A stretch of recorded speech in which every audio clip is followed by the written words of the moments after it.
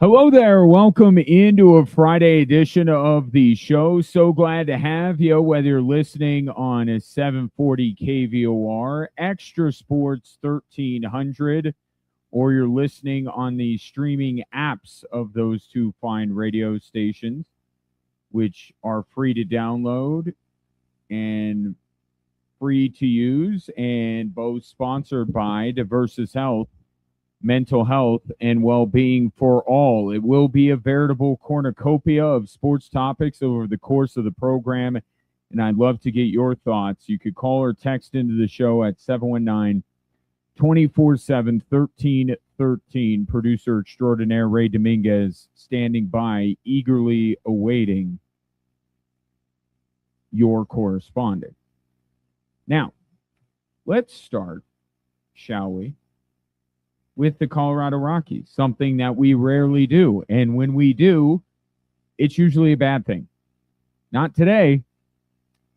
You know, when Paul DePodesta took over the Colorado Rockies, I understood in large part his reasoning for doing it. Right? This guy has done a lot of different things in two different sports. He's clearly drawn to, you know, the worst of sports franchises, given that he was previously with the Cleveland Browns, and he tried to help them out. Didn't really work out. So maybe try to pick up the equivalent in Major League Baseball in the Colorado Rockies, and it's the sport he knows better than he does football. But the thing about the Rockies job is that he's on the hook here.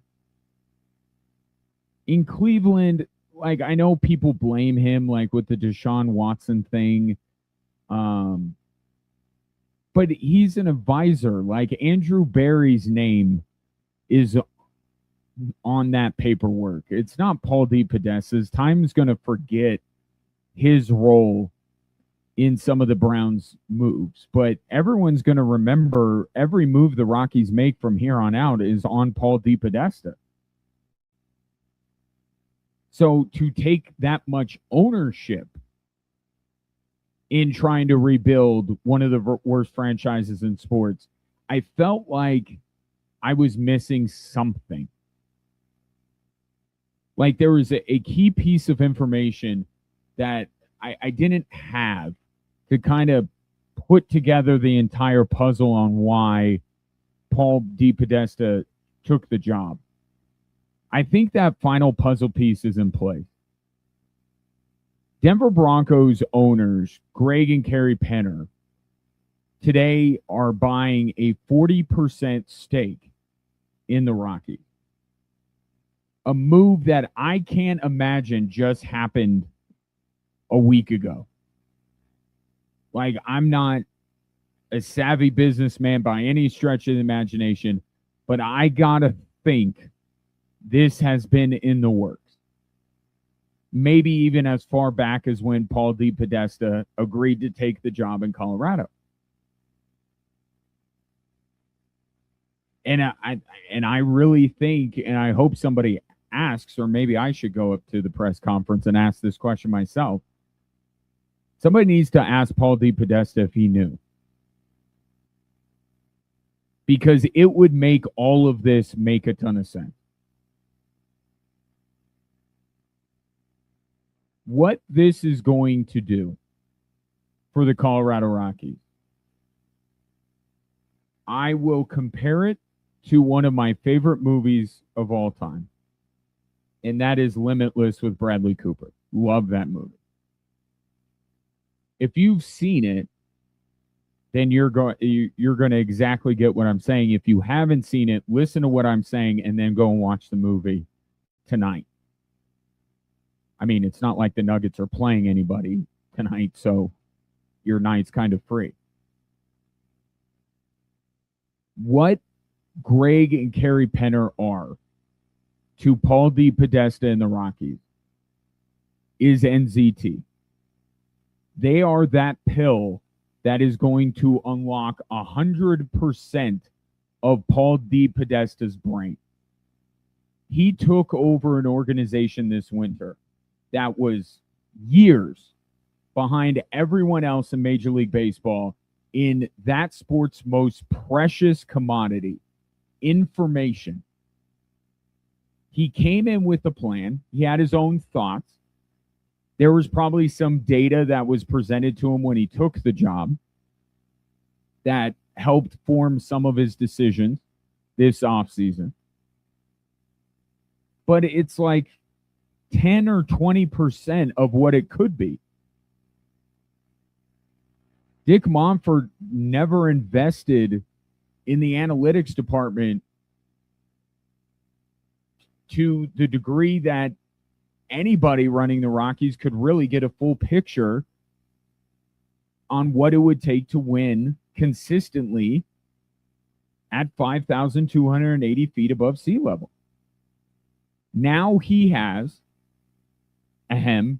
almost limitless budget to collect all the data necessary to build a plan of how to sustain success in Colorado.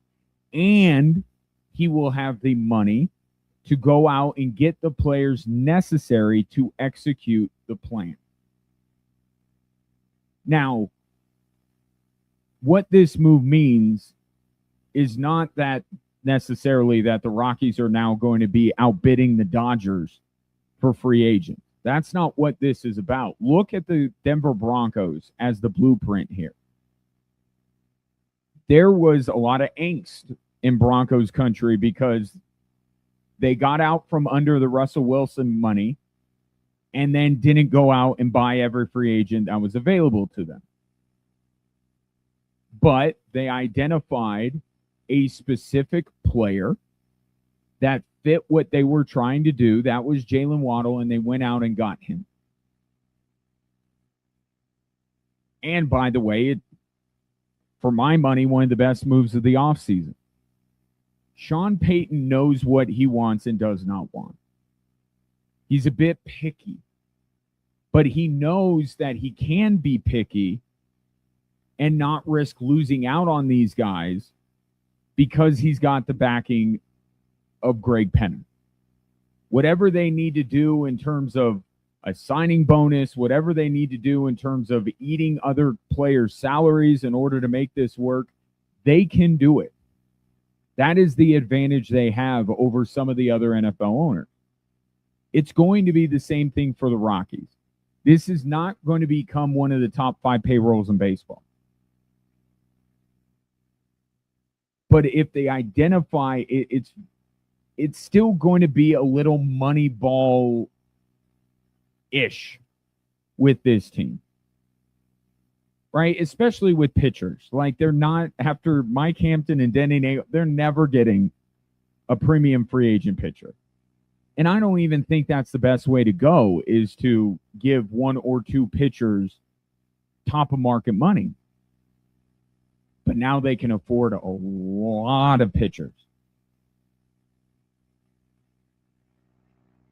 Right? That the quantity, and then through attrition that is coming up through the Rocky system and playing at Coors Field, you could figure out who's worth keeping around and then pay them a more lucrative salary.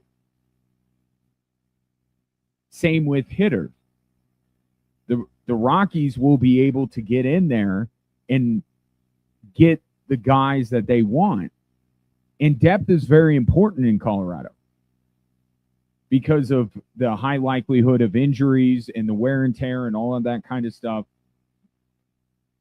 You need to have a lot of players at your disposal, and you need to have players that are versatile in terms of the places on the field you could play them. But now they have this influx of money that is going to allow them to target these guys and be able to get them. But as much as the Broncos are the blueprint here, they're at different stages. Right? When you brought in Sean Payton, you brought in a ready-made system. You brought in a proven coach that has won a Super Bowl. And the Broncos despite their struggles, we're certainly a more talented football team than the Rockies are a baseball team at this current moment in time. What the Penners are buying into, they're almost buying in on the ground floor. This organization for years, and I've said about Dick Monfort, he wants to win. He's always wanted to win. He's been willing to spend to try and win. The problem is he doesn't know how. He didn't know who he should be spending his money on.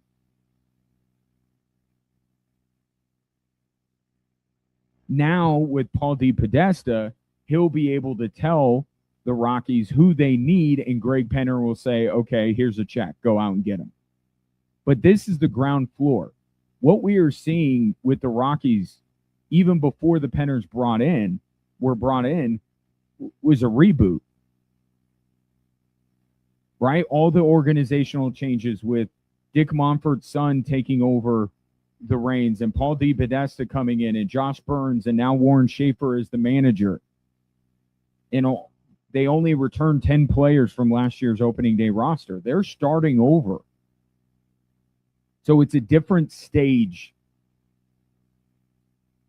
than it was when the Penners bought into the Denver Broncos. And that's why it's players and they got to go out and acquire more talent. But the first thing, and I go back to what I talked about on the eve of opening day for the Colorado Rockies, the most important thing they can get out of this season is just concrete ideas of the path forward. Now you're going to get the budget to be able to acquire that data, accumulate it, and be able to move forward. I already thought that there weren't many people that the Rockies could reasonably attract that are more or better equipped to turn this thing around than Paul DePodesta.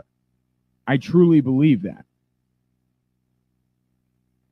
Now, the full might, or to keep with the limitless comparison, his full brain is going to be unlocked here. Thanks to that Walmart money. This is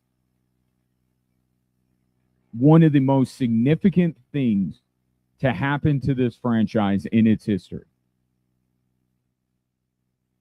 Maybe the most significant thing since the construction of Coors Field in terms of the benefit to this organization. And what's crazy is it's only a 40% stake in the team.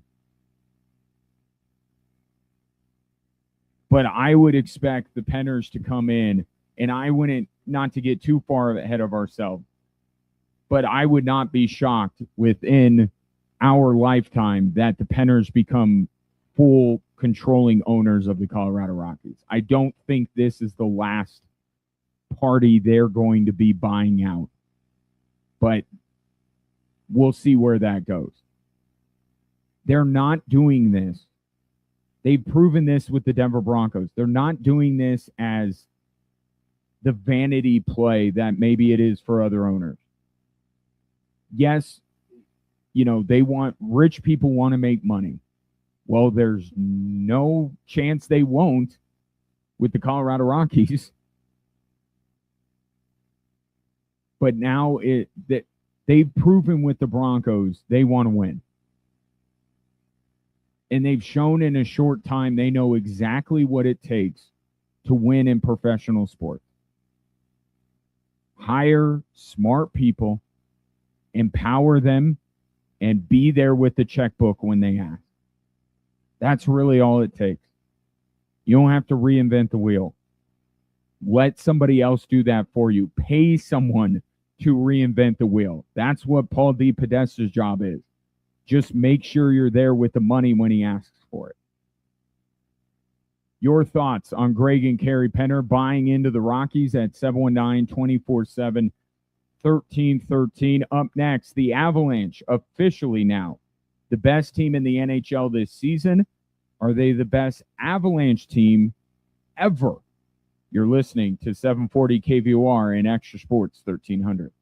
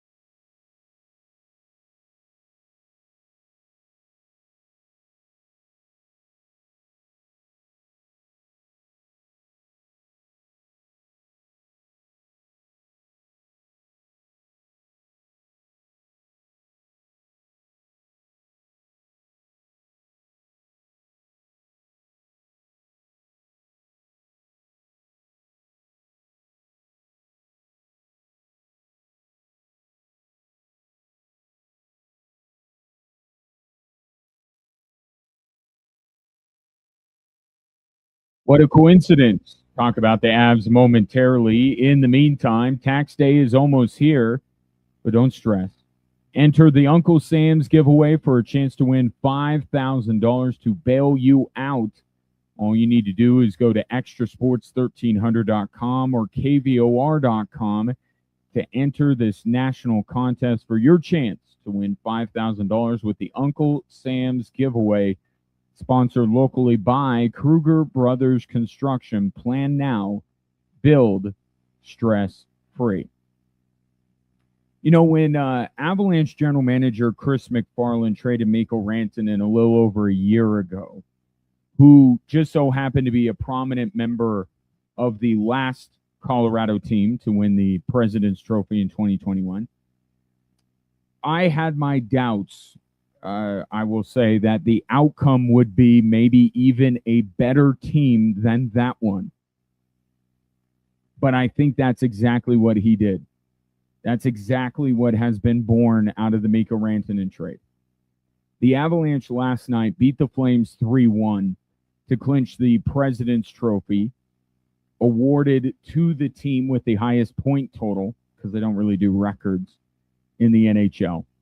And with 4 games still left in the season, they can eclipse the 119-point total that team had, or the 2022 team had, but they've already passed with that. That was the year after the pandemic. So they have a chance to even reach higher than the 2021 team before all is said and done. One thing that I don't think I've talked about enough, but I know for a fact other people haven't talked enough about, the Avalanche are on the verge of both scoring the most goals of any team in the NHL and giving up the fewest. Giving up the fewest, that's going to happen. They have given up 22 fewer goals than the Dallas Stars, the next closest team. Depending on how Jared Bednar works his roster over the next week, their hold over Carolina for the most goals scored, they're 7-up right now, might be a little bit tenuous. But if they're able to pull that off, they would be the first team in NHL history to do it. NHL history to both lead the league in goals and give up the fewest. And it's the players that Chris McFarland has brought in because of the Mikko Rantanen trade that has led to this. Right? Sure, Nathan MacKinnon having a career year, and we'll talk more about him a little bit later on in the show. He now has a career high 52 goals. Like, he's probably the biggest story, and he's probably going to win the most valuable player award. Gabriel Landeskog being healthy for a full 82-game season, or at least available for a full 82-game season. He's dealt with some injuries, but this is more Gabriel Landeskog than the Avs have had since they won the Stanley Cup. So, yes, those are people that Chris McFarland cannot take credit for. But Marty Necas has long gotten past his first 30-goal season, and he's got a shot to get 40. Brock Nelson is 3 goals away from tying a career high. And he has been unequivocally the best player at that second center position since Nazem Kadri, who, oh, by the way, Chris McFarland brought in to center his third line.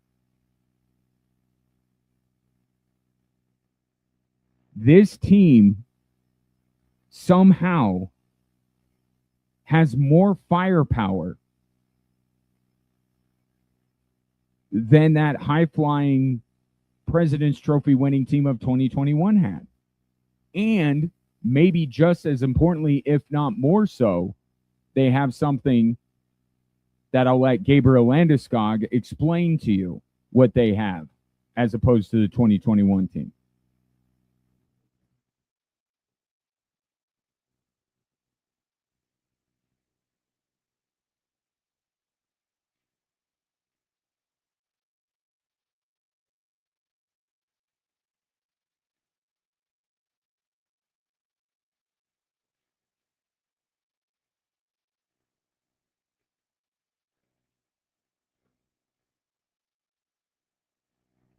And I said this yesterday. The reason why you shouldn't be as scared, if scared is even what you should be, about that President's Trophy supposed curse is because the Avalanche, like the 2013 Blackhawks and like the 2008 Red Wings, who both won the President's Trophy and then proceeded to win the Stanley Cup, the Avalanche know how to pivot from regular season play to the postseason. They know what it takes to go all the way and win a Stanley Cup. That 2021 team didn't. And they found out the hard way. Vegas played more of a playoff style. And that was the biggest reason why Vegas won that series. This Avalanche team knows now.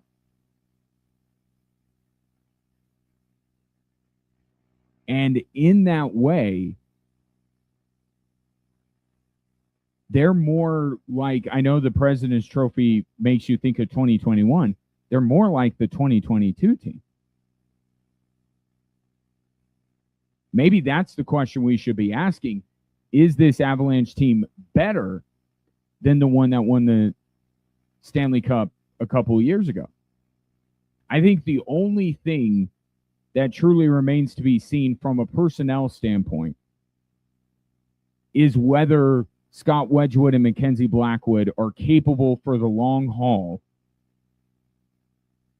through 4 rounds of the postseason. Are they capable of the same or higher level of play between the pipes as Darcy Kemper and Pavel Francouz were in 2022? But their regular season performance is far superior to that of Francouz and Darcy Kemper. Scott Wedgwood leads the league in goals allowed average and save percentage. He's got a shot to be a finalist for the Vezina Trophy. So on paper, this is a more talented goaltending duo than the one the Avs had when they won the Stanley Cup. And certainly more talented than the one they had when they won the President's Trophy in 2021. But that's all of this is what the Mikko Rantanen trade was about. Not being like 2021, not winning President's Trophies as much as the Avalanche take pride in that. It's about winning the same trophy the 2022 team won, or at least winning that trophy more importantly than any other. Rebuilding this team from what they were in 2022 more in that image than the image of the team in 2021. Now, as far as where they will end up in terms of greatest Avs teams ever, when you are an organization like the Avalanche, there is one price of admission into this conversation. You got to win a Stanley Cup. You just have to.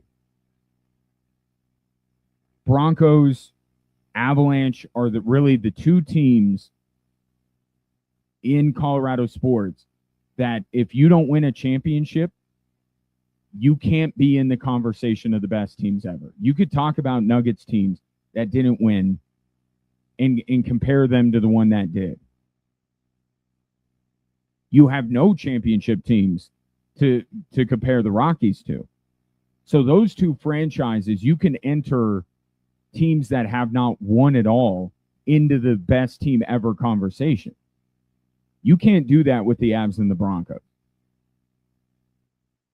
You got to win a title first, and then you truly can be a part of the conversation. I've said this before. This team on paper is better than the 2022 team.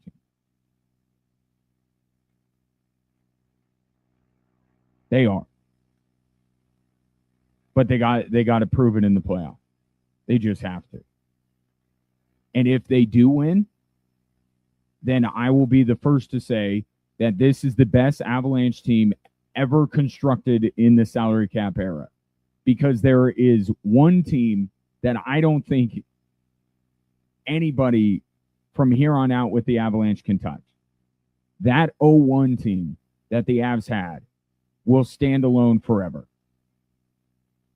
But I'm willing to have the conversation. I'm just telling you where I'm going to land. The 0-1 team is better than the first Stanley Cup winning team. It's better than the 2022 team, and it's better than this one.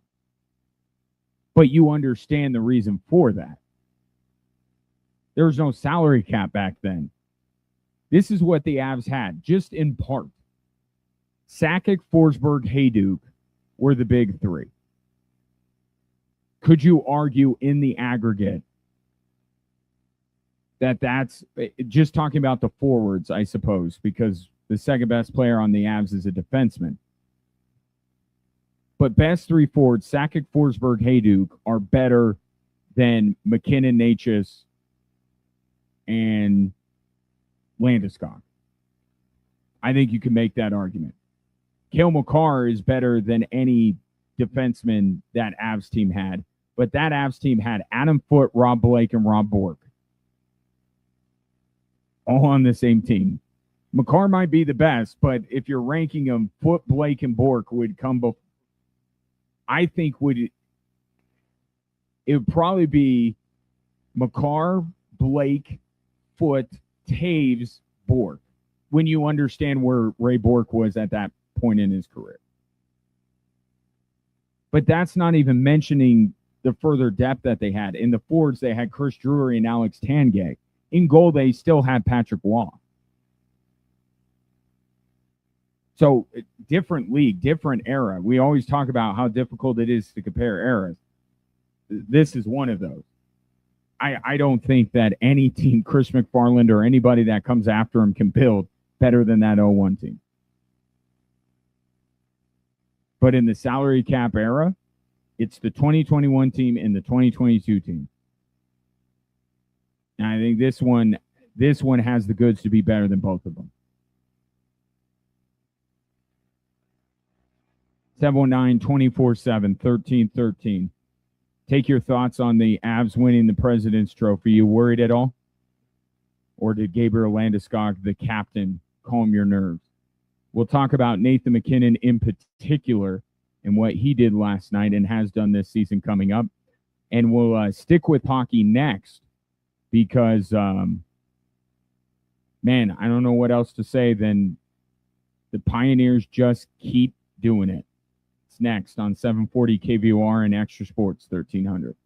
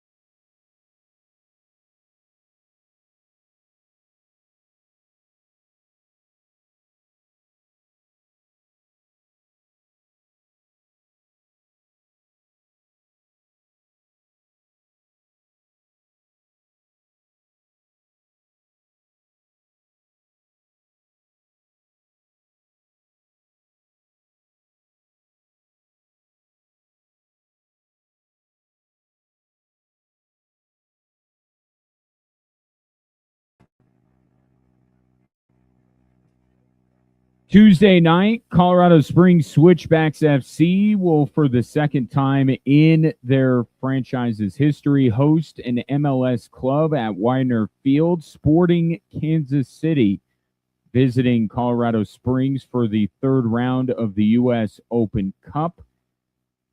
We will have the match for you Tuesday night, Extra Sports 1300, kickoff at 6 o'clock. And the only thing better than listening to yours truly is being at the game. SwitchbacksFC.com if you want to get your tickets for that one. Looking forward to it.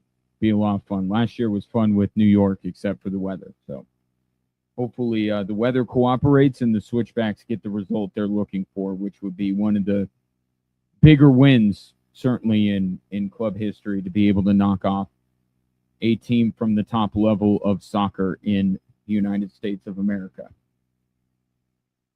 I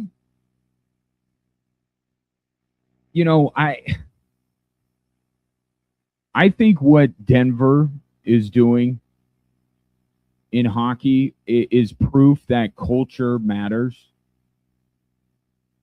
because even though college sports is as volatile as it is, and it's even more volatile now with everything going on, I watched this Denver team, and they're the same Denver as they always were. And what that is I don't think this is the most talented Denver team that has ever been put on the ice. In fact, I don't think they're even the most talented team on the ice last night. Michigan was the more talented team. They proved it through the regular season. Like, that's not even up for debate. Michigan's a better team. But that championship DNA, as cliche and corny as that might sound, I don't know how else to explain what I watched last night. This Denver team just keeps doing this regardless of the names on the backs of the jersey, regardless of whether they're their most talented group or less than that. It took 2 overtimes, but this is how the game-winning goal sounded on Westwood One, as heard on Extra Sports 1300.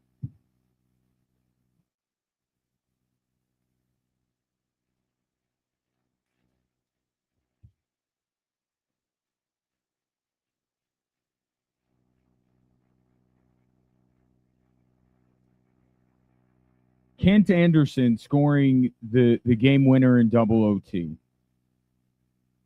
I think, is further proof of what I'm saying. You know how many goals Kent Anderson has scored this season for DU? 2. 2 goals. That's it. And he sends DU to the national championship. Championship teams, championship programs are able to get that in a way that others aren't. The idea that the last guy you would expect, perhaps, to be the guy that gets the game winner, I think that's a byproduct of coaching, but that's a byproduct of a culture of sustained winning, of a belief that it just, all this stuff that we talk about, it just doesn't matter. Because for one game, that's all that matters. Right? The beauty of the NCAA basketball tournament is it's one game, right? Now you take what the Stanley Cup playoffs are in terms of the volatility, in terms of the unpredictability, and then you merge that with the NCAA basketball tournament, and that's one game. And as talented as Michigan is, and I found out last night there's another Fantilli. I thought that all the Fantillis were gone out of Michigan. Apparently there's another one.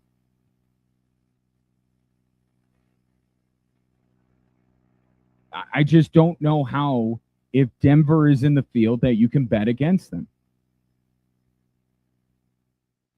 So Ken Anderson is the hero with the goal scoring, but here's another staple of DU hockey in the postseason: goaltending. Johnny Hicks faced, I don't know what the shot differential was last night. I think Michigan outshot Denver by at least 15 shots. Biggest play of the game, other than the game-winning goal, was probably Johnny Hicks's kick save in the first overtime. Phenomenal save. Had his entire body leaning to the left. Michigan shot to the right, and he kicked his right leg out and made the save. I mean, we saw this last year through their national championship run. The level of goaltending they were getting. And they're getting this level of goaltending out of largely unheralded goaltenders. These guys aren't top NHL draft picks. But you wouldn't know it watching these games. Unlikely heroes. And just a culture that goes directly to David Carl, the head coach. And when you are this cool, reacting to an epic national semifinal, you understand why David Carl, even at his younger age, has been able to get this team repeatedly back into the Frozen Four. Here's David Carl after the game to ESPN.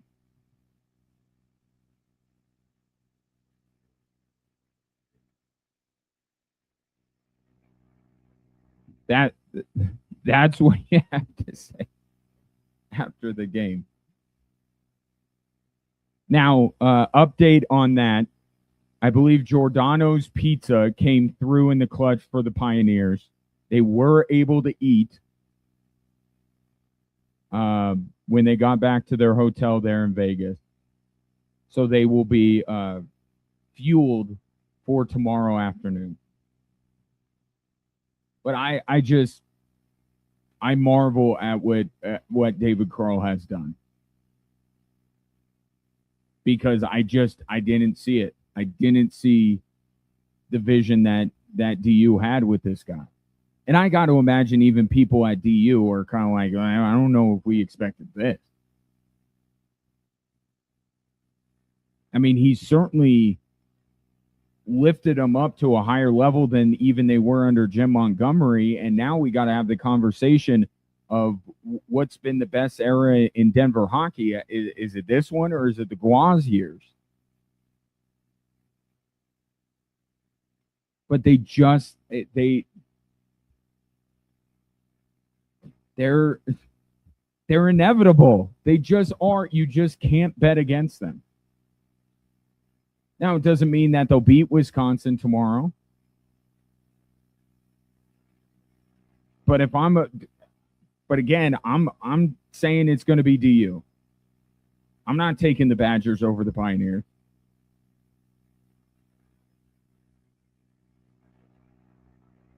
Just remarkable. And it just, here locally, it just fuels the hatred, right? If you're a CC Tigers fan, if you're an Air Force fan, I mean, you look at them and you say, how do they keep doing this? And then at the end of every year, you got teams out of the Big Ten in other conferences going, how do they keep doing this? It's less of a secret in Colorado in the NCHC or Atlantic hockey for that matter, at least with Air Force. But still, you go, How? They just keep doing it. And I've said this, you can hold this. They are the standard in that sport, and you compare them to programs in different collegiate sports across the country for their run of success. I think lately, I mean, historically, I don't know, all time UConn basketball, but I mean, in the last 10, 15 years, really Penn State wrestling is the only collegiate sports program that you could say definitively has been more successful than Denver hockey.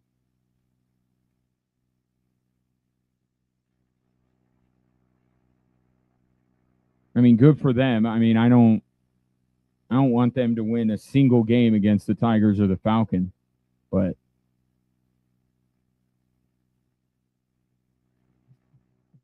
my mom wanted me to go. I will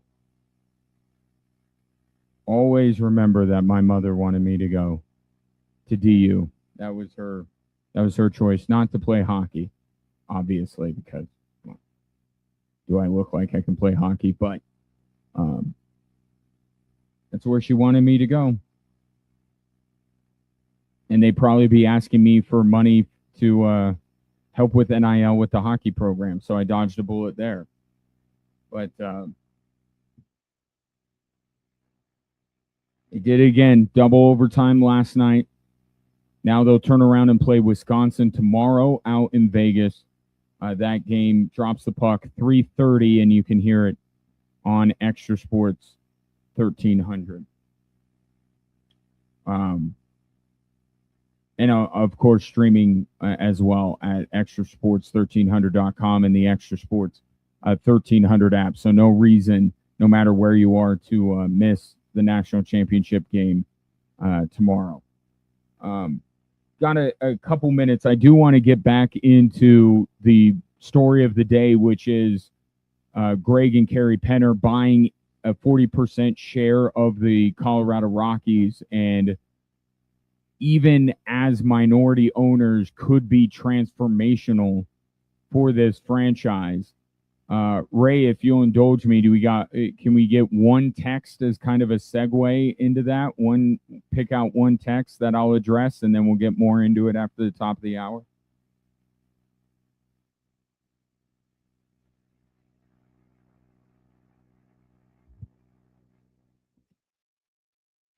Mm-hmm. Okay, next one. Okay, hit me with it. And if we run out of time, then I'll address it after the break.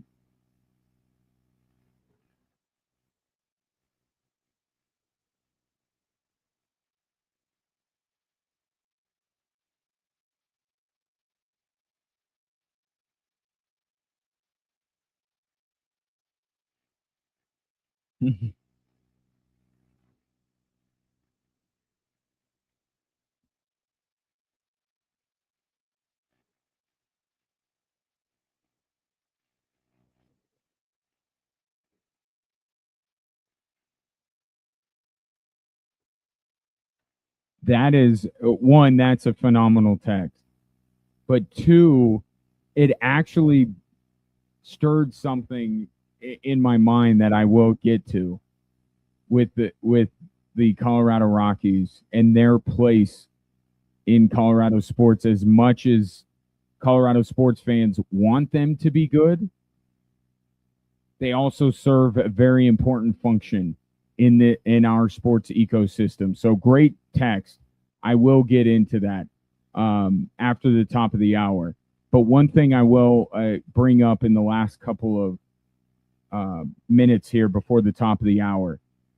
One thing that came out of the release from the Rockies is the mention of Coors Field.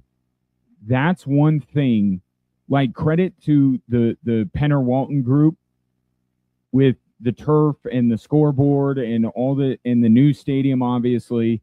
And it was necessary because Empower Field is not a good stadium. It's just not. It's not the worst stadium, but it's not a good one. And feel free to disagree, and I would love to see your justification for it being a good stadium. But it's not a good stadium. It's better now, and the new one they're building is going to be awesome. I have no doubt it's going to be great. Coors Field has been the only thing, to the texture's point, that works. Don't touch it. And also, too, baseball stadiums carry more meaning than arenas and stadiums in any other league.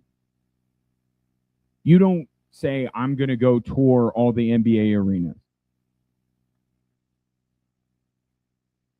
You say you're going to tour all of it's that father-son summer road trip. We're going to hit all the stadiums. Leave Coors Field alone.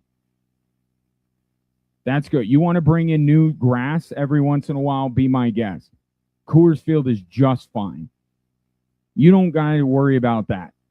Worry about the product on the field. We'll talk more about Greg and Carrie Penner. 40% of the Rockies is now theirs.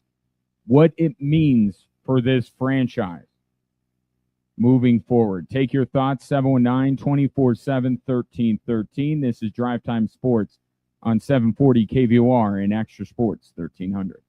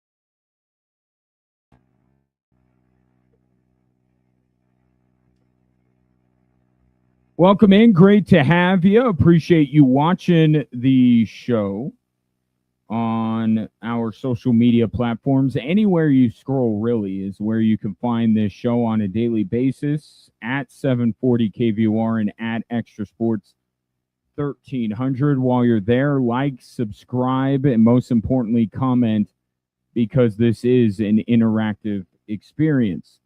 Speaking of social media, we are now on TikTok at Extra Sports 1300. So if you consume sports content there in bite-sized portions, you can find us. We're still building it up, but we're going to be putting some stuff up there as we move along. So give us a follow on TikTok. You can also interact with the show in a more traditional way if you call or text in the show at 719-247-1313. Certainly, the topic that has most people's attention today is that the owners of the Denver Broncos, Greg and Carrie Penner, have bought 40% of the Colorado Rockies ownership stake. So Dick Monfort is still the majority owner. We will see where that goes in years to come, but for right now, they are a minority owner. They don't have the control that Dick Monfort has. So maybe for some Rockies fans, it's not the best case scenario, but this certainly has the potential to transform this team. And to me, it starts with information. It starts with data. It starts with the behind-the-scenes stuff. That's what has been lacking so much for the Rockies. They don't even know what team to put out on the field because they've been so far behind. Their analytics department did laundry during the pandemic. Like those kind of systems, and I guess the Broncos equivalent would be the practice facility, right? A place that the fans don't go. The fans don't really get to see it, but it is important for the people who are employed by the team.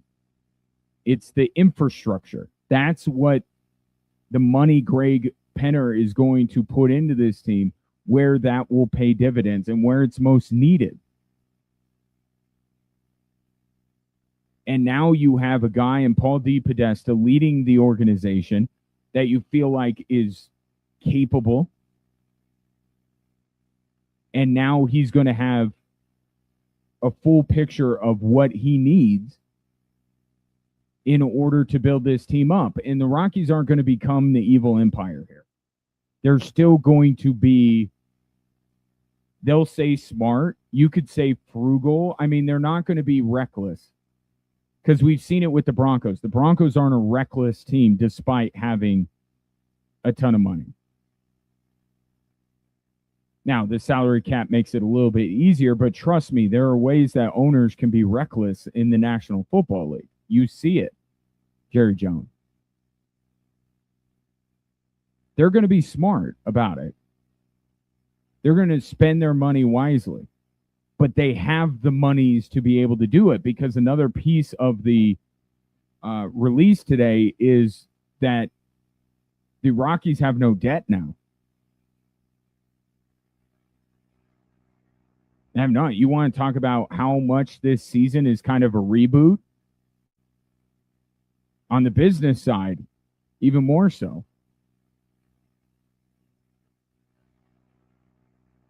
This is nothing but good. And I will softly utter the words transformational when it comes to the Penners being a part of it. I'll say it softly because still got to prove it. You're minority owners. Like, there's different moment in time for the Rockies franchise than it was the Broncos. It's a little apples and oranges. But The answer is always money. What's the question? The Rockies can answer all of their questions moving forward. But I got a text in the last segment that Ray read that I think was really good. And it was kind of actually, Ray, if you got it, can you read it? Go through it one more time just for people just joining us.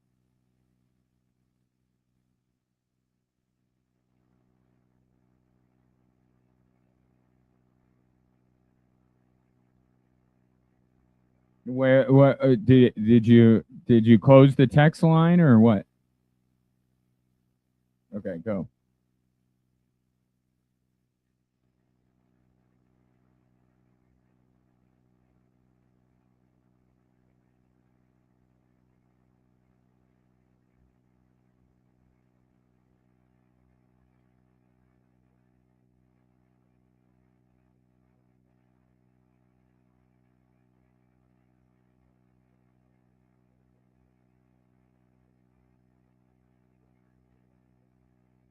Mm-hmm.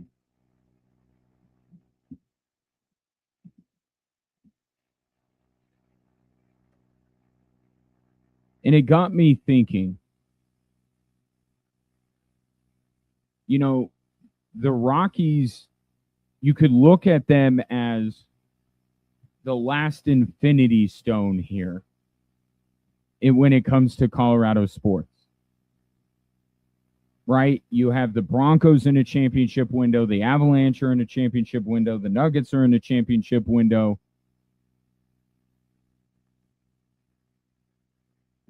Of the four majors, they're the missing piece, right? It's and then there's Mod, and then there's the Rockies. So if the Rockies become competent, dare I say, contenders, then Denver would be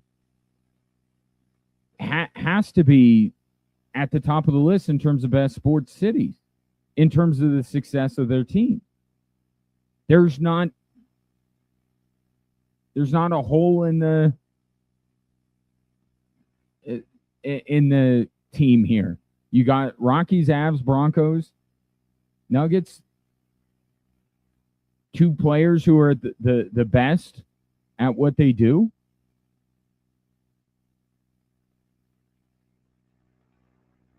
So I mean, the Rockies being good would complete the city of Denver as a sports city. And I said this yesterday, you know, I don't know that it's gotten any better. Even, and I know this is going to sound like heresy, I don't know that any of the Avs Stanley Cup runs or the Nuggets title run was more enjoyable than Rocktober. Like it captivated not just the city, but the state. Heck, it captivated the baseball world. How is this team doing this?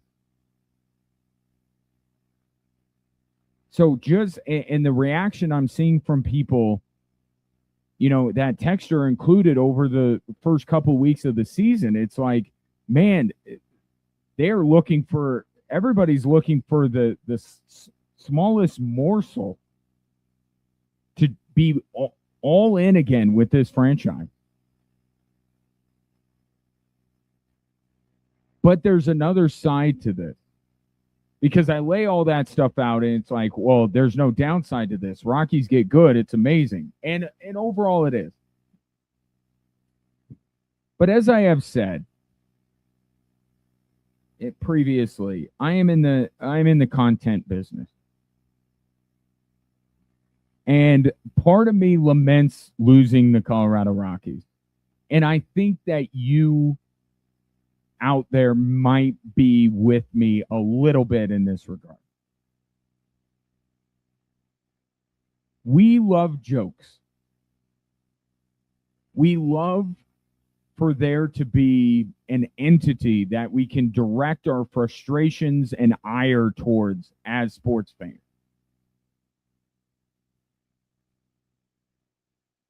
You know, and it wasn't that long ago that it was the Denver Broncos, right? It's just been 1 year.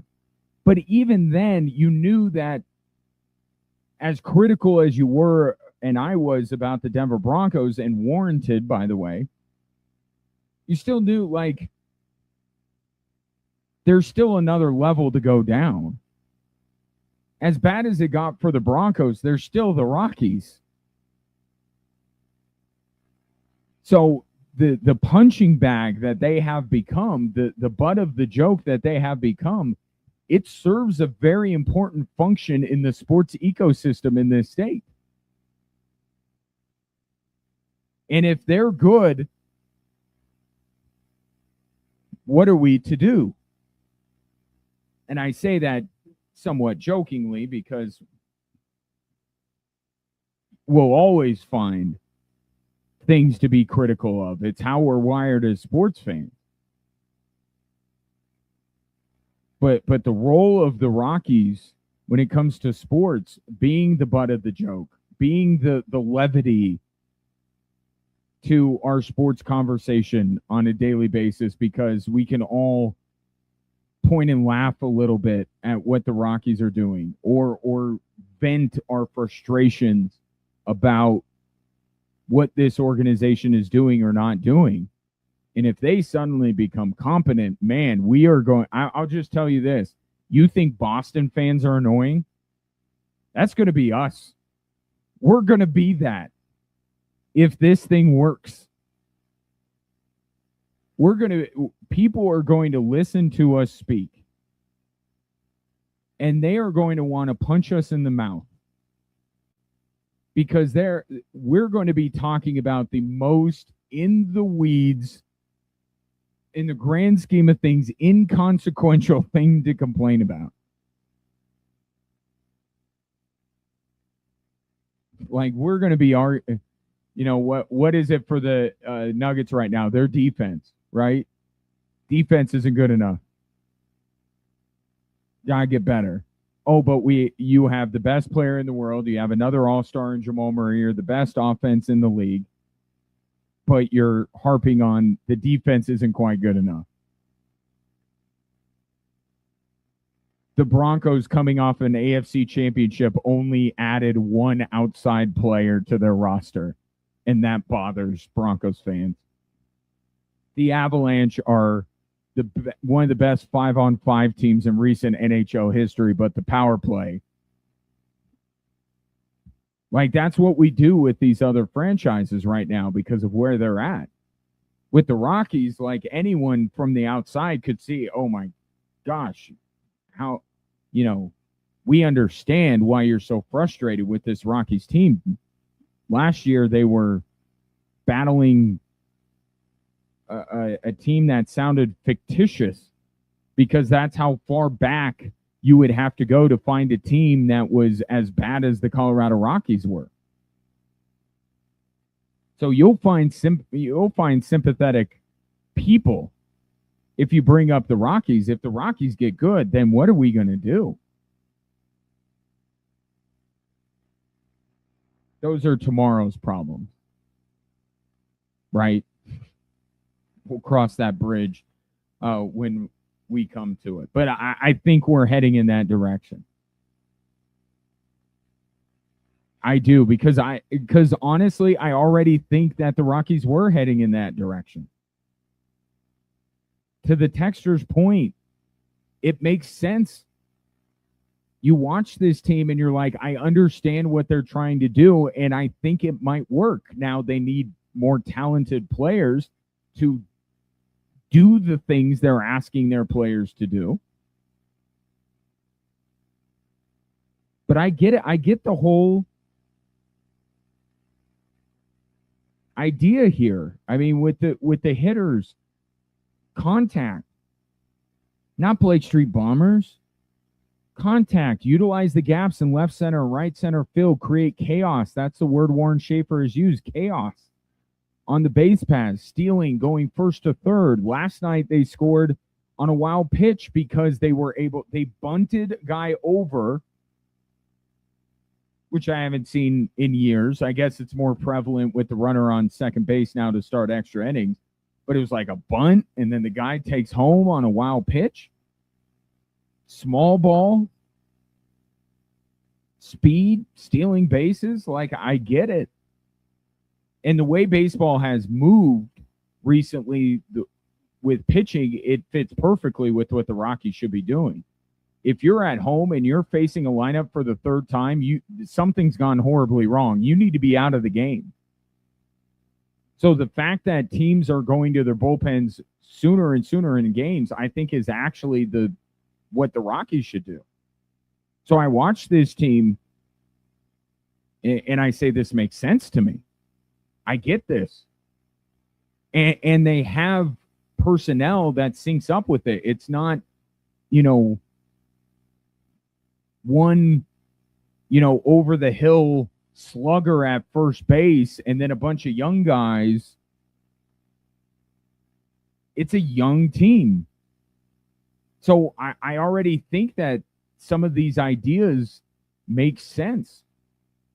And if they continue to make sense, if they continue to work, then now if you're Paul DePodesta, you can go to your owners. So let's not make the Penners the owners. Let's include Dick Monfort in this. But Dick Monfort has already had the willingness to pay. He's wanted to win.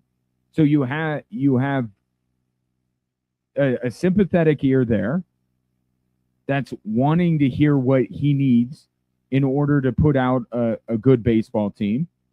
And then maybe Dick Monfort turns to Greg Penner and say, hey, can you write a check for me? I don't know how the dynamic is going to work, but now Paul DePodesta can go to his ownership group and say, I need this. I need this guy.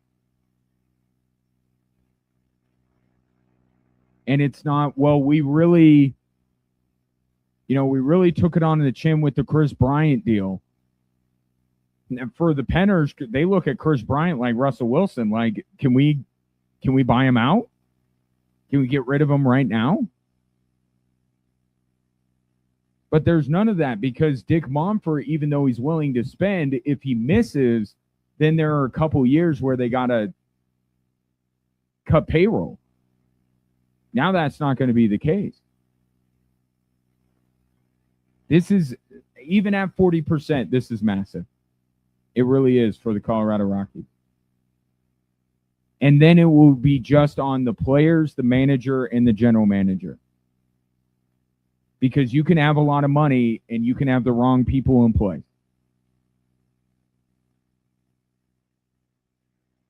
But if Paul DePodesta or Warren Schaefer or the guys on the field are not the right guys, know that there is now financial backing and a guy, and here's the other part too, I don't want to be lost in all of this. Greg Penner strikes me every time I've heard him speak. The guy wants to win. The guy does not want to be associated with a loser. He just doesn't. At 100% ownership or 90% ownership or 40% ownership, this guy does not want to lose. He does not want his name on the masthead of a punchline. Can they be as successful as the Broncos can be in the NFL and Major League Baseball with all of this, the imbalance between payrolls? That remains to be seen, and we may get a lockout because of it.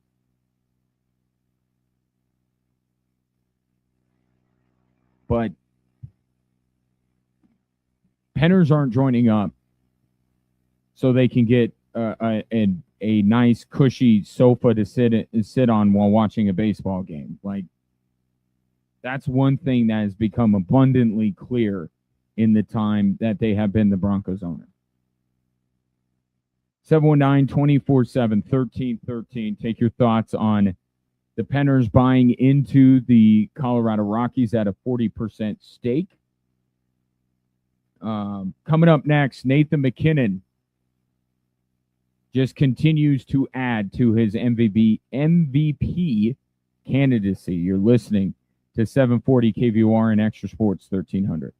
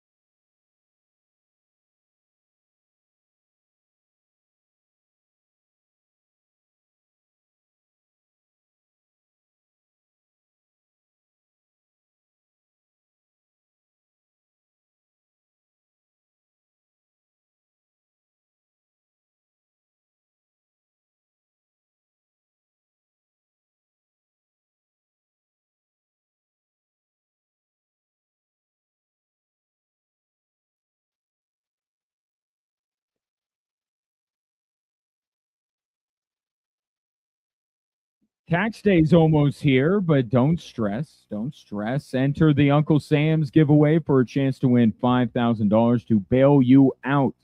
Head to extrasports1300.com or kvor.com to enter this national contest for your chance to win $5,000 with the Uncle Sam's giveaway, sponsored locally by Kruger Brothers Construction. Plan now, build stress-free.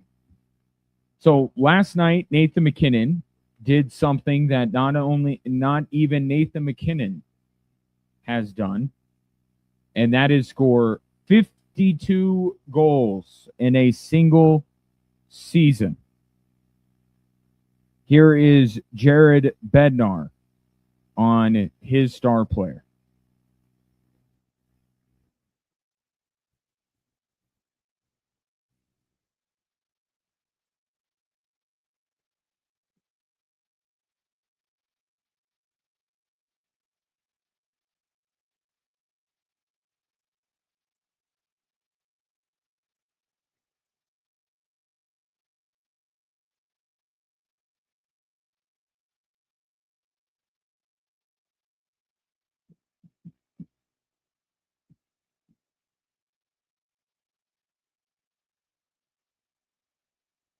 I can tell Jared Bednar what he should say. Say Nathan MacKinnon is the best player in the world. Say it. You notice that David Adelman says it constantly about Nikola Jokic. Jared Bednar should come out and say that Nathan MacKinnon is the best player in the world. Because every year that goes by, the gap between himself and Connor McDavid gets smaller and smaller. This guy just continues to elevate. 52 goals. He's never scored 52 goals. He's never led the league in goals. Never won the Rocket Richard Trophy. He's going to win it. Because if last night is any indication, his teammates will bypass their own goals to make sure Nathan MacKinnon gets one. I don't know if you caught this at the end of the game. Calgary had their goalie pulled, and Marty Necas had the puck and could have easily shot it into the empty net. And with the season Marty Necas has had, I highly doubt he misses the shot. He passed up a shot to give Nathan MacKinnon a tap in on an empty netter. Not the most ethical goal of Nathan MacKinnon's career. I will say that, because Necas probably should have just shot it. But also, that can also be viewed as a cool moment between two teammates. Necas being aware of what it would mean for Nathan MacKinnon to score that goal. I'm sure Nathan MacKinnon was angry. He shook his head after he scored it like, dude, come on. I don't need this.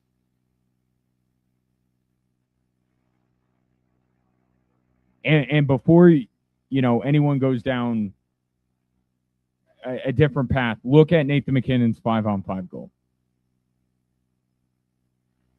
Okay, so if we only counted 5-on-5 goals, Nathan MacKinnon would still be leading the league. So let's not go to, empty net power play merchant. He's certainly not a power play merchant.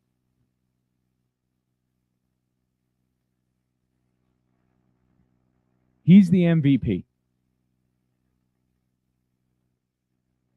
And I'll put it this way, and maybe I'm doing it at the risk of getting people to jump off the Nathan MacKinnon for MVP, especially my producer.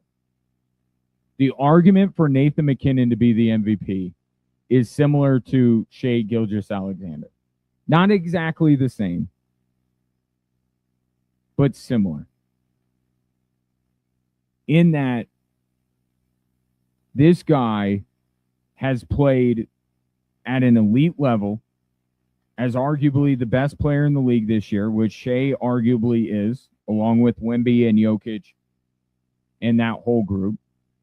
And he's elevated. Why do you think Marty Necas is having a career year? Because he's played next to Nathan McKinnon for the entire season.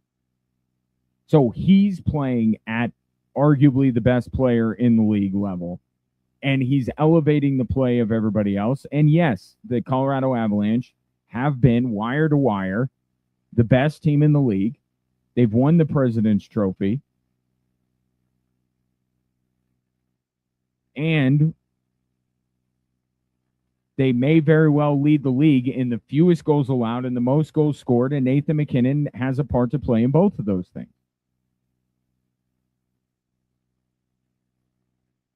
Now, I do think if you bring in value, I do think that the Avalanche would have a little bit more difficult time winning games than the Thunder do without Shea. But it's not just as simple as saying that Nathan McKinnon is the best player on the best team. He is that. But look at how he's elevated the guy that plays closest to him at all times in Marty Necas.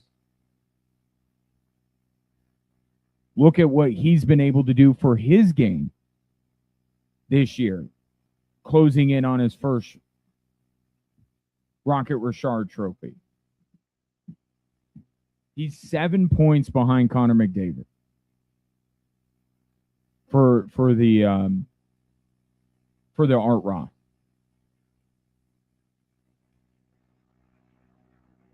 And he's played 2 fewer games. And the I guess the disappointment, if you want to call it that, if you're an Avalanche fan, I don't know that it's disappointment that now Jared Bednar can kind of throttle everybody back a little bit now that they've clinched everything. But with Nathan McKinnon having 2 games in hand on Connor McDavid and being 7 points back, let's just, in a world, he's not going to get 7 points in 2 games. Right? But he would make a run. He would finish closer to Connor McDavid than he's probably going to end up finishing in the points race. But because the Avs are throttling down and the Oilers have to scrap and claw and keep battling through the end of the regular season.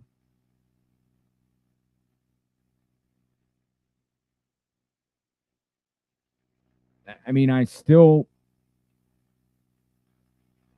it's still McDavid, but it was unthinkable just 2-3 years ago that anybody could even be argued with Connor McDavid. There's an argument here. There's a debate here.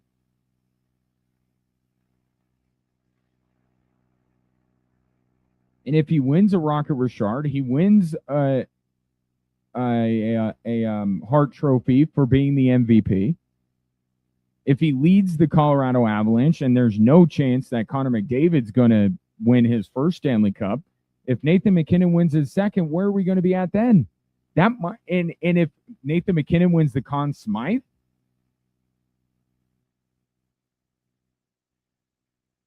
we could be at that point. But the trajectory of the two, and I'm not down on Connor McDavid at all, but look at the trajectory of these two players over the past few years. McKinnon's gaining on. He's right on Connor McDavid's heel. It is an argument for who the best player in the world is.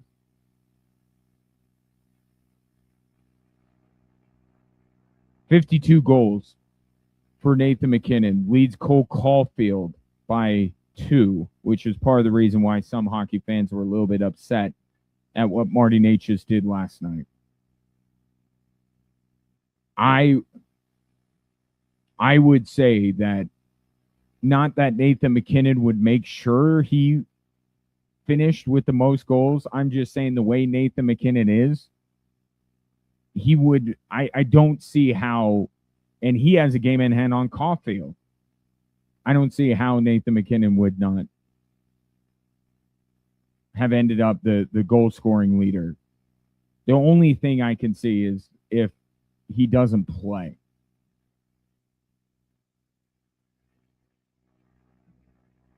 But just when you think that, and we have this with Nikola Jokic and Nathan McKinnon, just when you think it can't get better, these guys raise their game. Nikola Jokic leads the league in assists and rebounds, first player in NBA history to do that. And Nathan McKinnon, for the first time in his career, probably he will win the Rocket Richard and lead the league in goal and add another MVP to his trophy case. 719-247-1313. Your thoughts on McKinnon and the Avs beating the Flames last night 3-1. President's Trophy has been clinched. And I don't know what I'm going to see when I go to the game tomorrow. I know one thing I'm going to see. I'm not happy about it. I'm going to see the Nordiques unis, but I don't know who's going to be in those uniforms and for how long against Vegas tomorrow afternoon. Or tomorrow evening. What am I thinking? It's a 6 o'clock game. That you can hear on Extra Sports 1300 if you are so inclined. We'll take a break. On the other side, get to more of your texts on the Penners buying into the Rockies at a 40% stake. You're listening to 740 KVOR and Extra Sports 1300.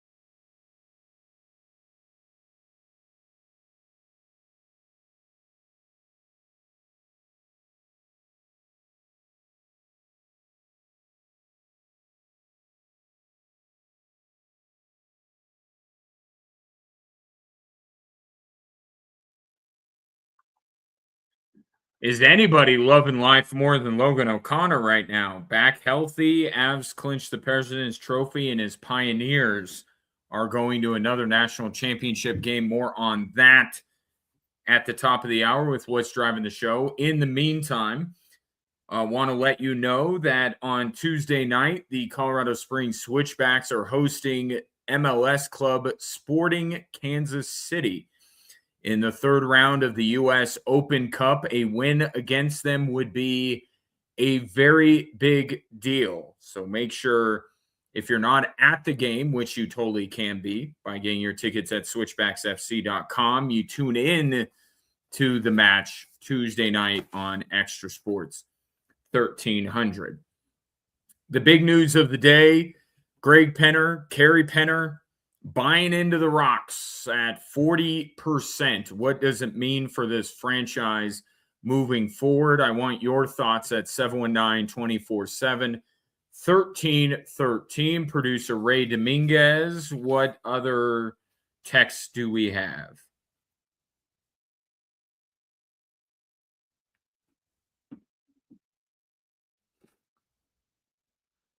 With Greg Penner's money? Okay.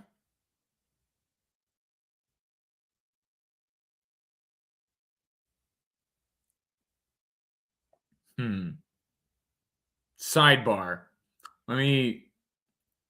Okay. So I think that would be the closest thing. Does age matter in how you experience it? Like I was there in Rocktober. I was at home when the Avs were beating the Panthers. I was when they won in 97, or 96, I was 11. And when Rocktober rolled around, I was in college.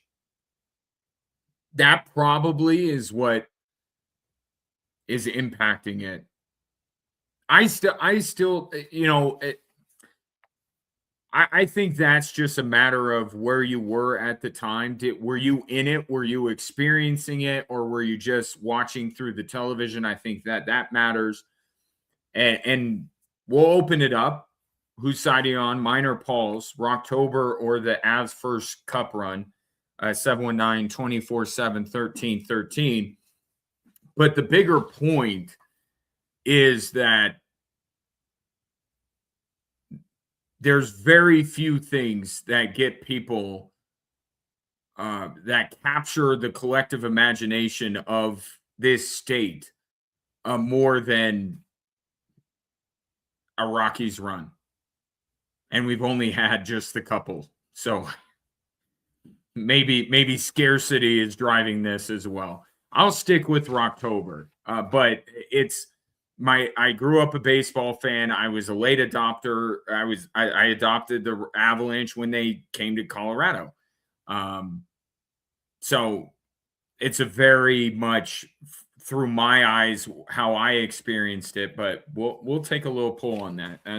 That would be the other one though, Paul, for sure, is the Avs first playoff run, because just them showing up and winning a cup was unbelievable. But I was a wee lad at that time. All right, back to the Penners.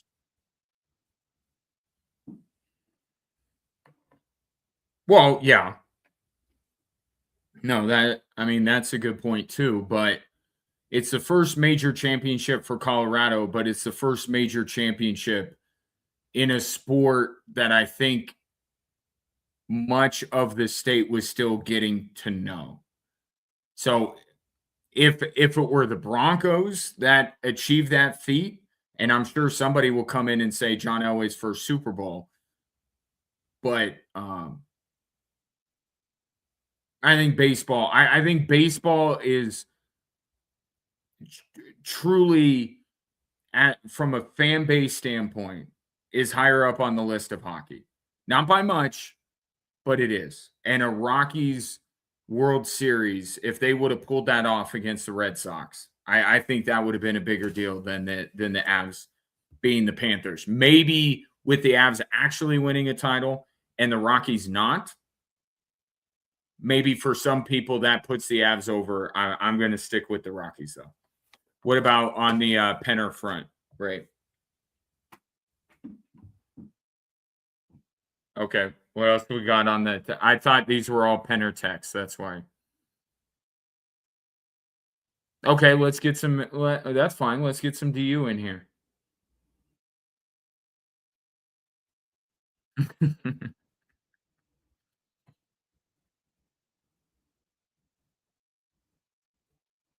Oh.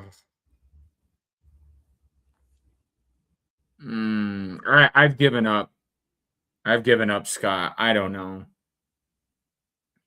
I don't know what goaltender interference is anymore. I don't know what a catch in the NFL is. I've given up. I just blindly accept that the referees are all knowing and I know nothing, Jon Snow, and I move on with my life. But you're right. But you bring up a good point. If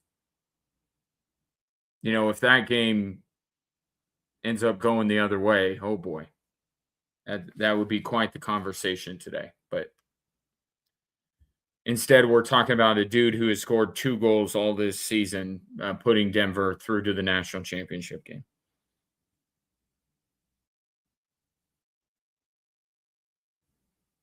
Okay. Oh, yeah, interesting. So that was my repeated not pleadings. You do you. I'm just saying I'm in on this Rockies team or this Rockies rebuild. Um I think that there will come a day. I said this earlier on in the show. I do believe there will come a day where the Penners own are the majority owners of the Rockies. I really do, and I don't want to talk necessarily about the circumstances around that because you don't want to put things out into the universe like that. But I believe that there will be a day where Kroenke owns the Avs and the Nuggets, and then is it his cousin by marriage is Carey? I forget the how they're connected, but basically Stan has the Avs and the Nuggets, and then the Penners family will have the Broncos and Rockies consolidation as they both collectively take over downtown Denver and redevelop the entire city. Not saying any of this is bad, just pointing out facts.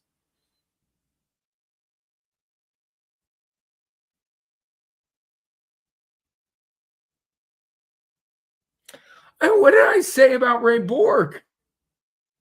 I said he wasn't when he won a Stanley Cup with the Colorado Avalanche. He was not at the height of his powers.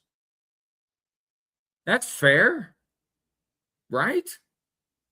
That's like I mean this is a more extreme example, but would I have Bronco fans after me if I said that it wasn't the best of Peyton Manning in Super Bowl 50? Like facts are facts. I love Ray Bork. It was amazing when he came over.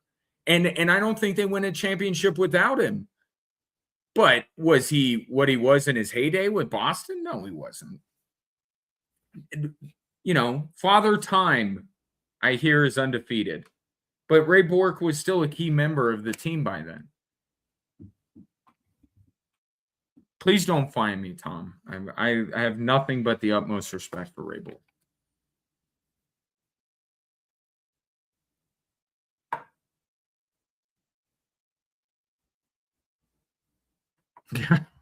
Right?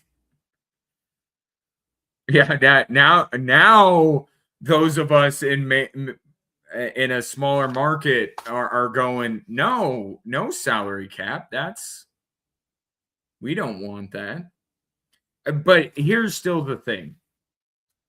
Rockies will not outspend the Dodgers. Rockies will not outspend the Yankees. They will not outspend who else? The Cubs. The Cubs, it's cyclical. So some years they will, some years they won't. They're never going to outspend Cohen with the Mets. So, I mean, the Rockies as I think a top 5. The Giants spend a ton of money. Yeah, I look, I don't dislike the no salary cap. Just to divorce from the Rockies conversation for a moment. I I don't love the putting contracts in escrow or whatever it is that the LA Dodgers do. I don't like that. I think that is circumventing. There's no salary cap, but I think it's some circumvention. So I don't like that. But the Dodgers should just pay Shohei Ohtani his money. So if they did a rule that you can't, back whatever the technical term is for what the Dodgers are doing with all these contracts, if they can get a way to stop that, I would be all for it. I have no problem with baseball not being salary capped. I really don't. I think we still have. I think the Dodgers are incredibly compelling because of who they are, but I also think that there are organizations that find ways, like the Tampa Bay Rays.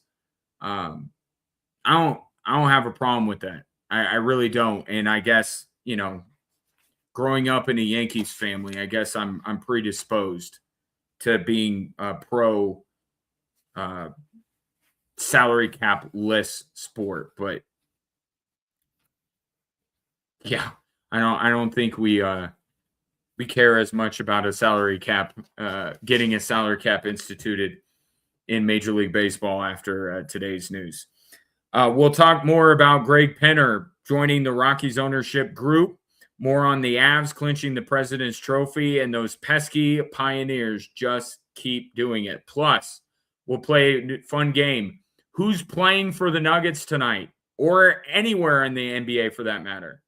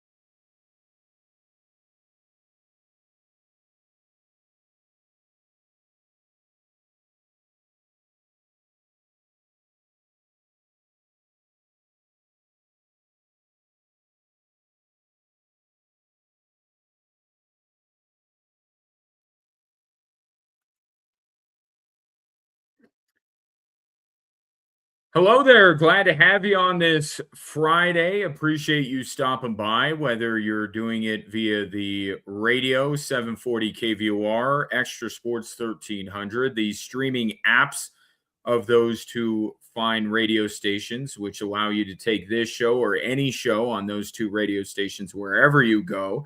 They're both sponsored by Diversus Health, Mental Health, and Wellbeing for All. Or if you're watching the show anywhere you scroll.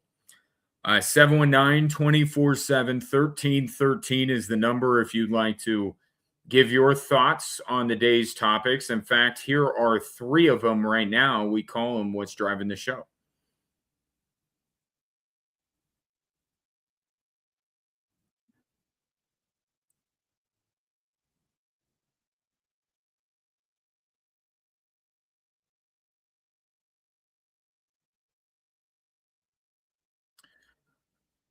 All right. Usually Fridays are a little bit light on big news. Not the case today. Here is story number one.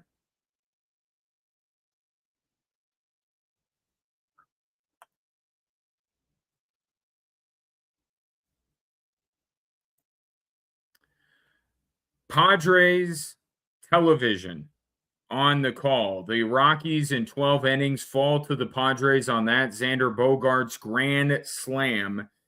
They fall to 6-7 on the season. Please don't do that. But that's not really the story. The story is that nights like last night may become a thing of the past because today, Greg and Carrie Penner, famously known as owners of the Denver Broncos, are buying a 40% stake in the Colorado Rockies. And now I think the puzzle is complete. When Paul DePodesta took over the job, and I get it, his stock was not incredibly high after what happened in Cleveland. But this is a well-accomplished guy in the baseball world, and this is the Rockies. So I even felt like hearing Paul DePodesta talk, I was like, but I'm not getting something. There's something else to this, why he would take this job. This might be that missing puzzle piece.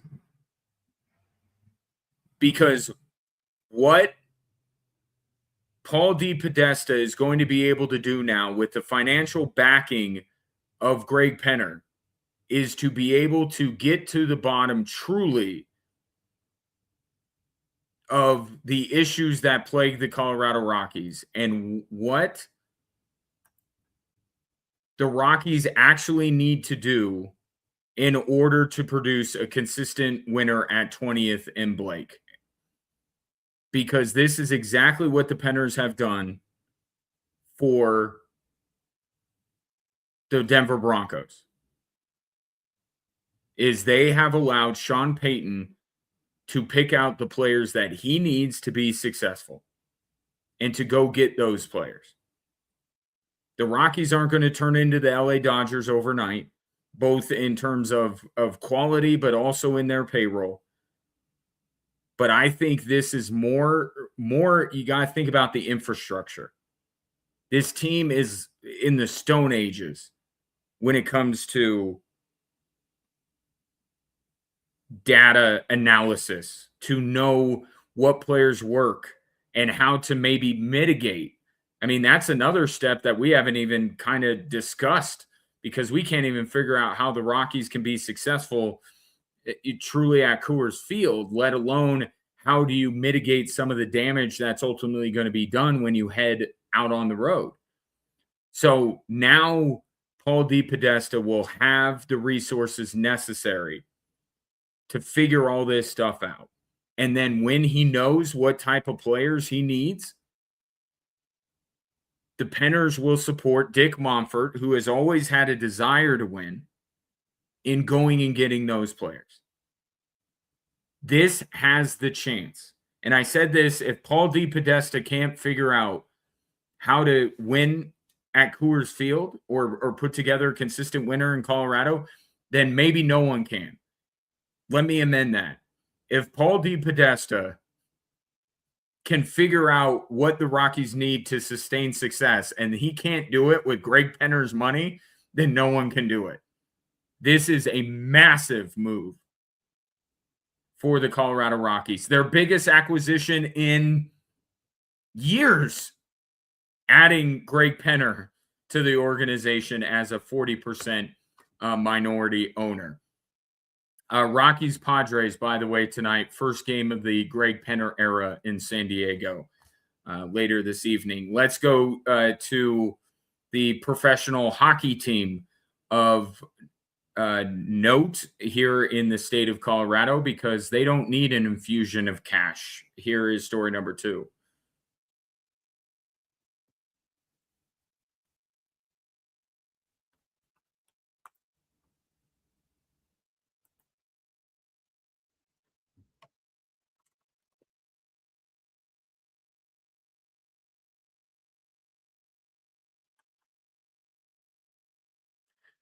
Connor McGahey on the call for Altitude Sports Radio. The Avs clinched the President's Trophy with a 3-1 win over the Calgary Flames. And what that means is that they are the best team in the NHL.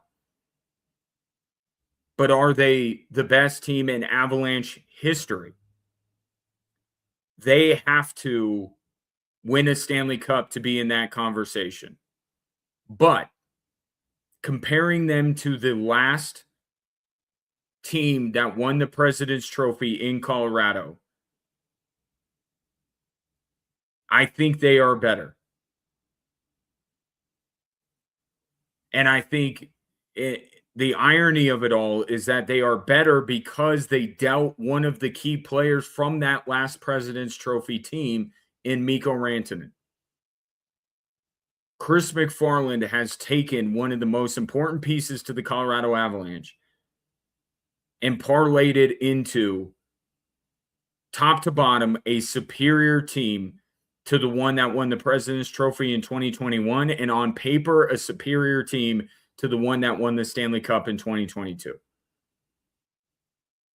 But it's because of the 2021 team that this 2026 team has the chance to be better.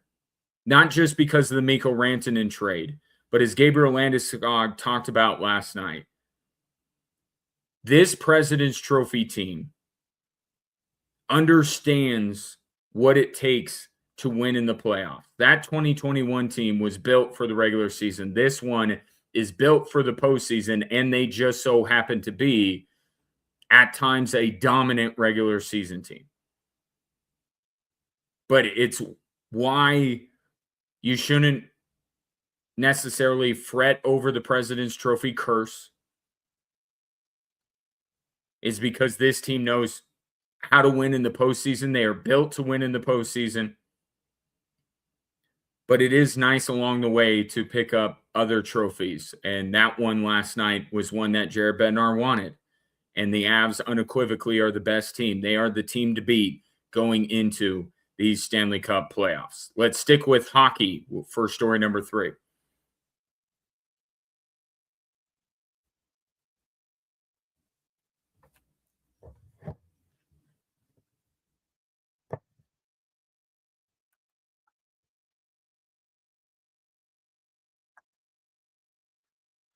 Westwood One on the call. You heard it on Extra Sports 1300. The Denver Pioneers are through to the national championship again as they beat Michigan in overtime 2-1.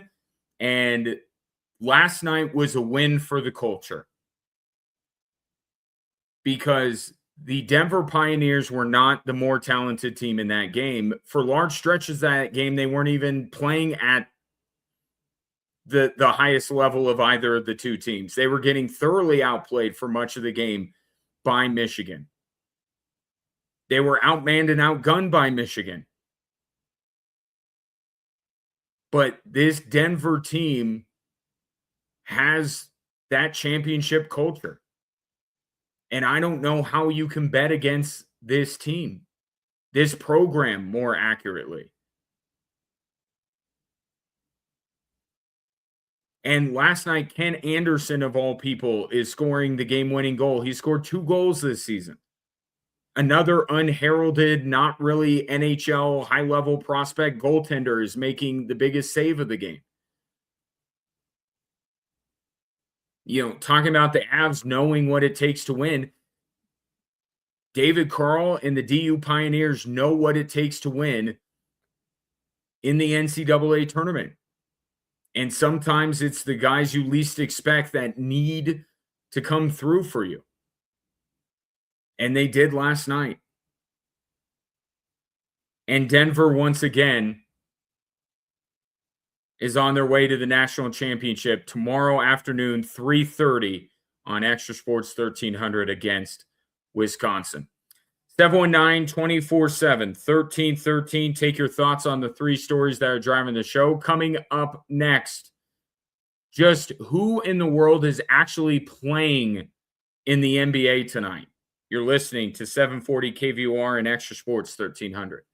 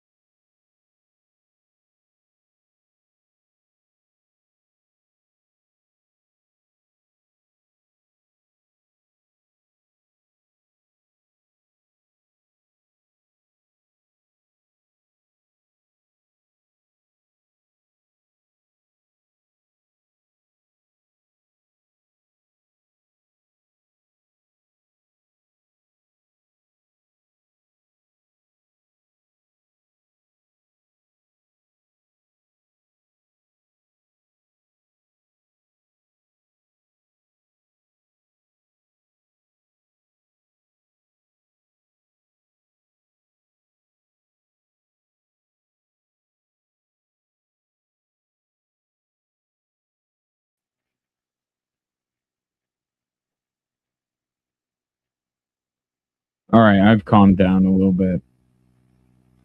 Ray was very concerned for me. Would you say my mood changed when I started talking about the load management? I just don't like it because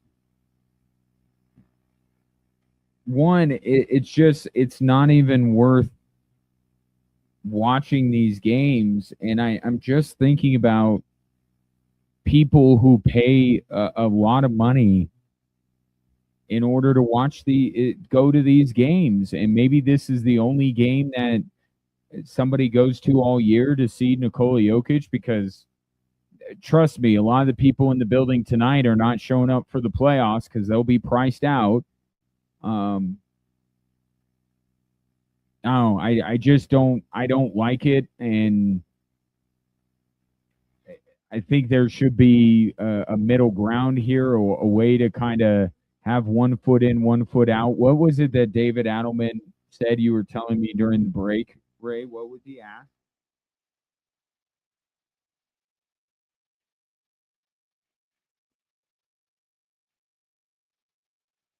Awesome.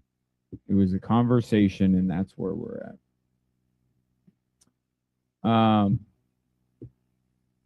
right. You're protecting it.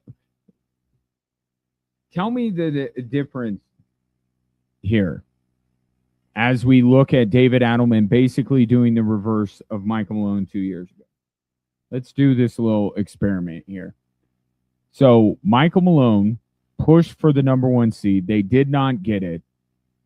And they lost to Minnesota. And that was the beginning of the end of Michael Malone in Denver. What do you think the conversation is going to be if the Denver Nuggets fall or don't get the third seed or fall to the fifth seed or whatever and lose to Houston in round one? I mean, what is the conversation going to be any different?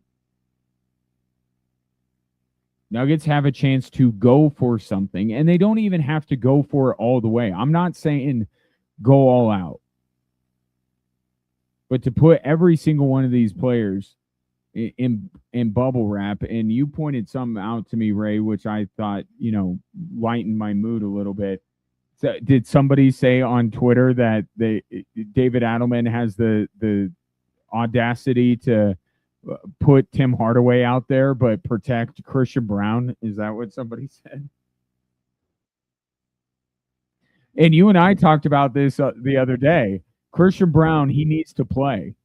Christian Brown needs reps. Tim Hardaway doesn't. So if we're doing this on merit based, okay, Jokic, Murray have earned a night. Aaron Gordon, he's earned it, but also, and Aaron Gordon would be a guy that I could fully see the Nuggets not playing. But Christian Brown needs as many reps as he can get. And Christian Brown needs a confidence boost. Christian Brown needs to go out there against the G League Thunder and feel good about himself. Yeah, load management overall, I don't like it. I understand the thought process behind it. I'm not saying it is devoid of pros, but the cons list is longer. And I think in some way this strategy will bite the Denver Nuggets.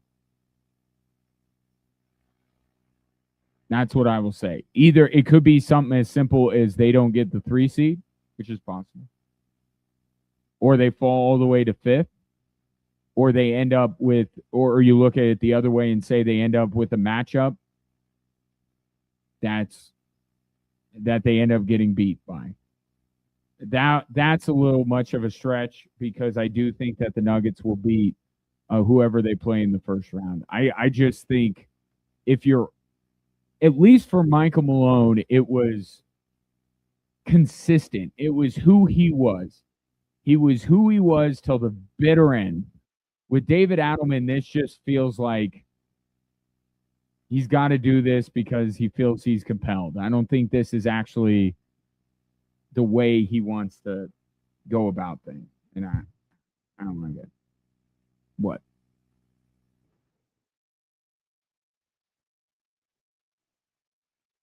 The 3 seed.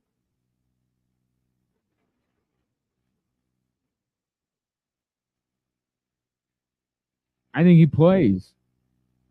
I think it matters to the Nuggets that Nikola Jokic gets All NBA and is on the MVP ballot.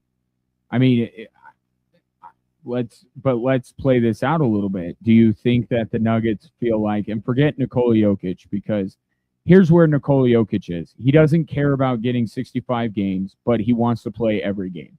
So that's where Nikola Jokic is at. With the Denver Nuggets, could they look at it and say he's not going to win MVP? And is it a big? Are they weighing the 65 game rule for Sunday? I know that's what you're kind of asking me. I want to turn it around to you, Ray. Do you think that they would say, well, he's not going to win MVP and all NBA is less important? So the more important thing is now making sure that Nikola Jokic goes into the playoffs without any risk of injury. You think he won't play?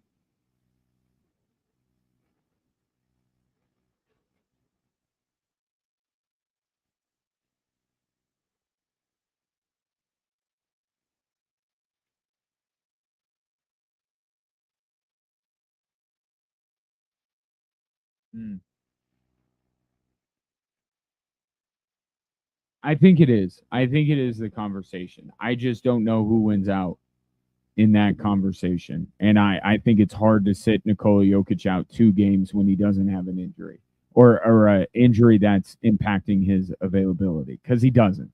The wrist injury does not impact his ability to play.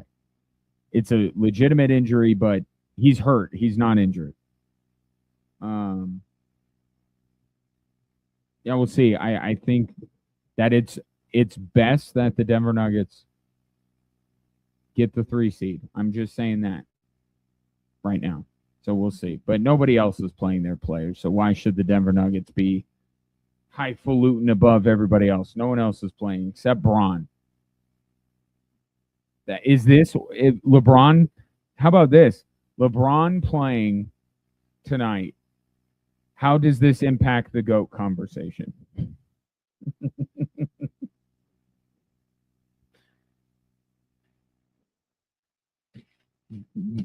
My GOAT.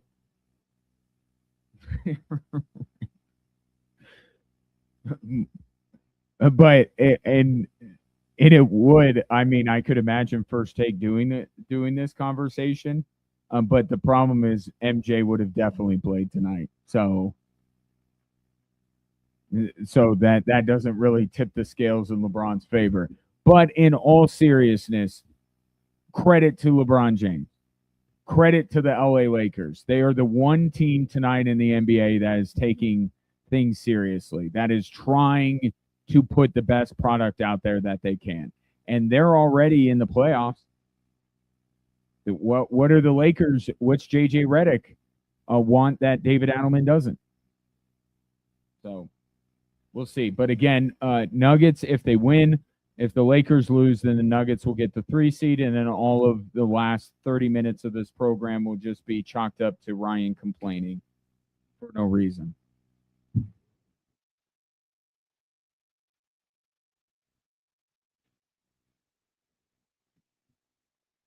There you go. Be a model franchise, right? Set the standard. Say we're not sitting guys out unnecessarily. Now we'll manage their minutes, but we'll see. Yep, it would absolutely be. I'm saying they made a decision. Bold. It's a bold strategy, Cotton. We'll see if it pays off.